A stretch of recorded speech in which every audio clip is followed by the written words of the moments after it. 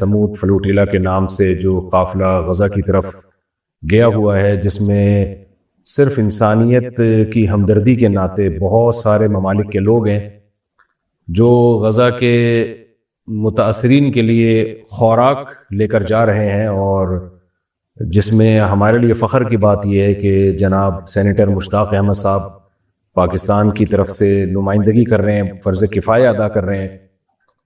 تو آج میں نے ان کی ایک ویڈیو دیکھی جس میں انہوں نے موبائل پانی میں ڈال دیا۔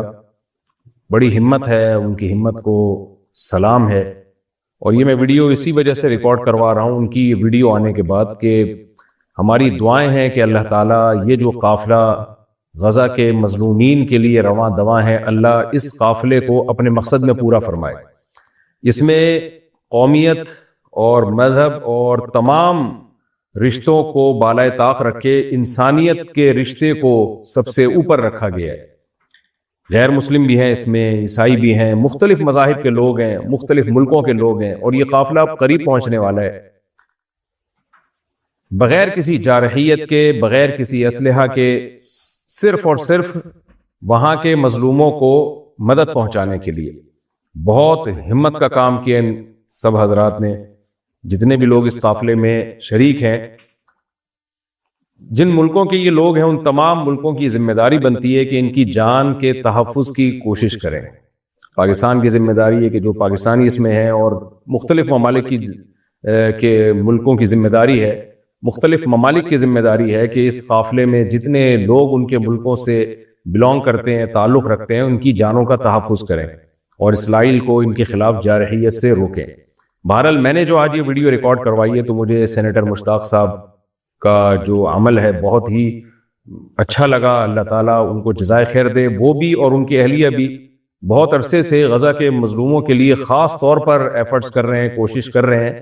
ان کی یہ کوششیں اس قابل ہیں کہ ان کی جتنی حوصلہ افزائی کی جائے کم ہے، اور اس قافلے کو پائے تکمیل تک اپنی مدد لے کر پہنچنے کی اللہ آسانی کے ساتھ توفیق عطا فرمائے، اور ان سب کی جانوں کی اللہ تعالیٰ حفاظت فرمائے۔ جزاکم اللہ تعالی احسن الجزاء۔ وہ لوگ کہہ رہے ہیں اس ایٹم بم کا کیا کرنا، آج یہ پاکستان ایٹم بم اسرائیل پہ کیوں نہیں پھینک دیتا؟ اسرائیل پہ اگر ایٹم بم چلایا نا تو اسرائیل کے ساتھ مصر بھی جائے گا، سمجھ رہے ہو؟ اسرائیل اتنا چھوٹا سا ملک ہے، اس پہ اگر پاکستان نے ایٹم بم پھینکا تو مصر، اسرائیل تو تھوڑے سے ہیں، مصری کتنے زیادہ ہیں، ادھر شام ہے، ادھر لبنان ہے، ان سب کی ایسی کی تیسی۔ وہ بولیں گے ہمیں کیوں مار رہے ہو بھائی تم؟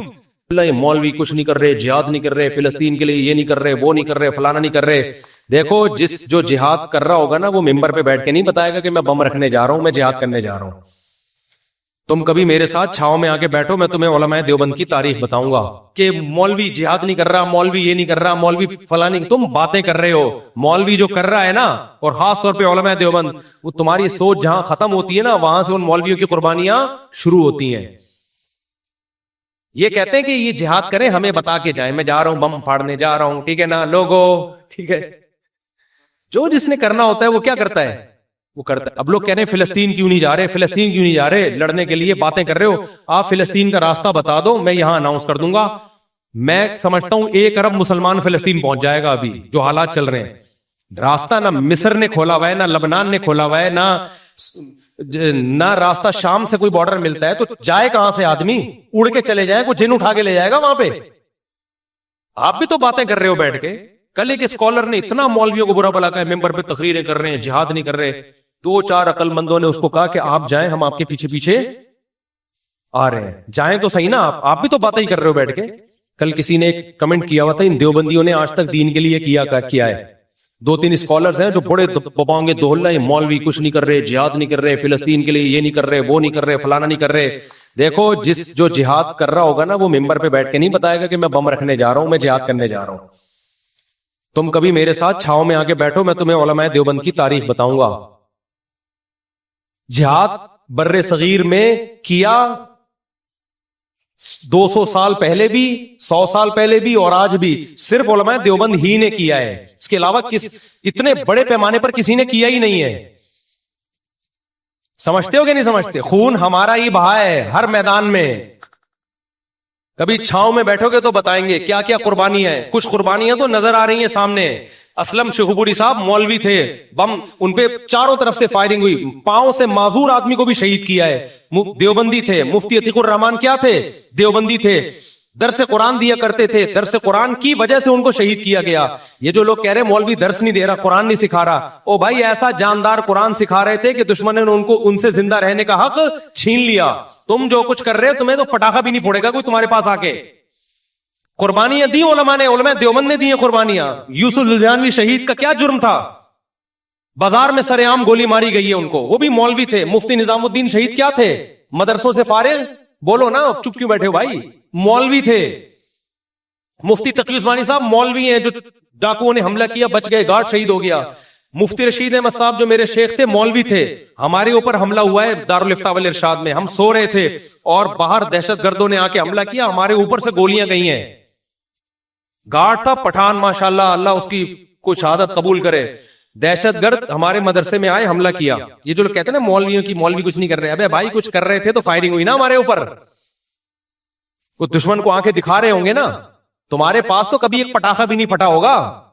اور ہم کیوں 4 گارڈ لے کے گھوم رہے ہیں؟ خطرے ہمیں ہیں, تمہیں خطرے بولو نہیں ہے. تم سب یوٹیوب پہ آ کے مولویوں کو برا بھلا کہنا جانتے ہو, اور ہمیں اسلام دشمنوں سے خطرے ہیں.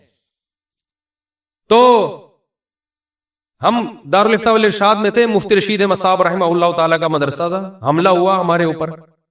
گارڈ اللہ اس کو جزائے خیر دے, وہ بہادر آدمی تھا, وہ مورچے سے نکل کے سامنے آ کے اس نے دہشت گردوں پہ فائرنگ کی ہے. برس پورا اس کے پیٹ میں آ کے لگائے, خود بھی شہید ہو گیا, لیکن ان کو بھی بھگا دیا اس نے, ہماری جانیں بچا لی, ورنہ وہ اندر گھس کے انہوں نے ہمیں مارنا تھا. ہم سو رہے تھے, ہمارے اوپر سے گولیاں گئی ہیں. تو مفتی رشید احمد صاحب پہ کتنے حملے ہو چکے, پھر مولانا منظور منگل صاحب پہ کتنے حملے ہو چکے ہیں, اور جتنے علماء دیوبند کے مولوی افغانستان میں, تمہارا باپ سوچ نہیں سکتا جو قربانی علماء دیوبند نے دی ہیں, تم تصور نہیں کر سکتے.